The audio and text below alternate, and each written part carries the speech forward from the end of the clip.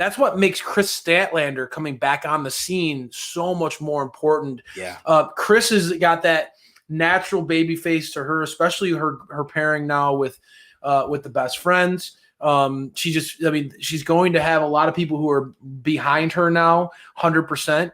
And I think that, again, having Statlander injected onto the scene once again in the women's division gives a nice, credible talent on the face side that you can count on, who's got that powerhouse vibe to her. I think that, AEW's trying to build some stuff with, like, they're on Dark, and I see that happening. They're really getting behind Killian King is an example of somebody who's a little taller, a little bigger build, but has that baby face overall vibe to her. Statlander is like a veteran Killian King. She's got that size, got that presence about her. And we saw that in that match tonight. I mean, like that gorilla press that Statlander had on Nova was impressive, man. You don't see a lot of people attempt a gorilla press, let alone in the women's division. You don't see a lot of women doing stuff like that. And that was an example of pure power. And Amber Nova she's not like a slouch herself as far as like size. It's not like this tiny little thing she was throwing around. No. Statlander looked incredibly impressive in her in-ring return tonight, I felt. Oh man, I agree. It's been a year since she's wrestled, and she looks like there was no rust. She looked great. Frankly, there wasn't really any sort of nothing really slipped. It was a quick match.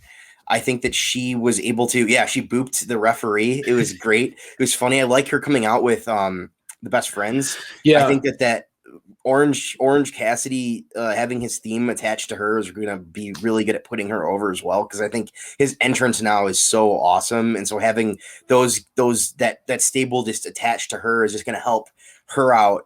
Yes, just get over. And I think that they really did a good job of saying, like, hey, like, she's going to be dominant, because she was. This was this was one-sided. This match was very one-sided. It was all her. It was a glorified squash, absolutely. Yeah.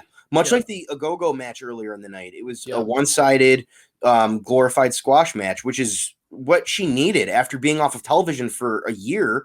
You needed to establish, hey, this is somebody that before she got hurt was on the up and up, who was, going to be somebody that they really liked. And now she's still that person. We're going to not have her lose or even look bad against somebody that's not in her league yet. And I think she's not going to struggle to put away. Right. Yes. Yeah. She went in there and she kind of said, hey, this is still my yard. I'm going to go in there and dominate, to steal one from Roman. We're going to have this big match. And I think she looked on top. And like I said before, this is somebody who can really push anyone because of her size and her just strength. And she was so impressive, just the presses and picking her up and dropping. And oh my goodness, you don't see that in women's wrestling enough. And her finisher is awesome too, man. I love that finish. Oh, it was great.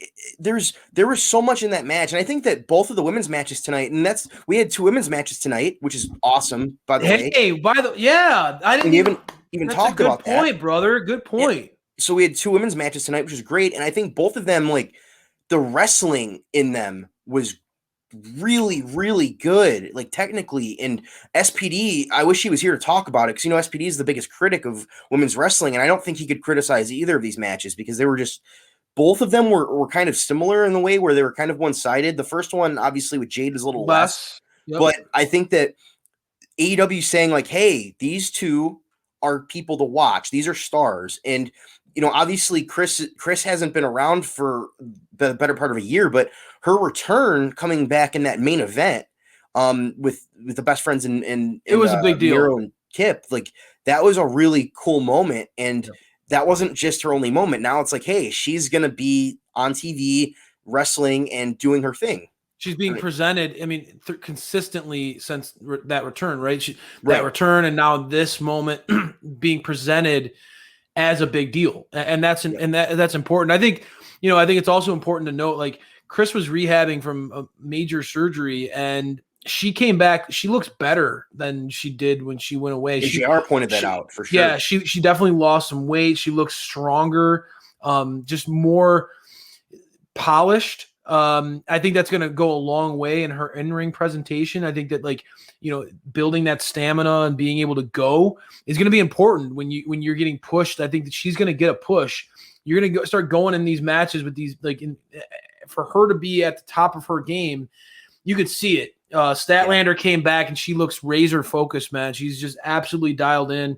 I agree with you too, man. Like, pairing her up with the Best Friends and Orange Cassidy, such an over babyface group, it immediately adds credibility to her being that big deal that you talked about, right? It's just not to say that she, that a woman needs a man or whatever that, right? And what I mean, like, I think what you and I both mean is, like, the Best Friends, Orange Cassidy, they're top sellers on TV. Establishment. Yes. Pro wrestling tees. They sell, like, they got a huge fan base. They're natural baby faces. And especially in a pro wrestling world where, like, it's very easy to be neutral or to be, like, a cocky baby face or to be like a popular heel. They are through and through, like, true good guys. They're easy. They're always good guys. They're relatable. They're fun to watch. They're the ones that you're going to gravitate to.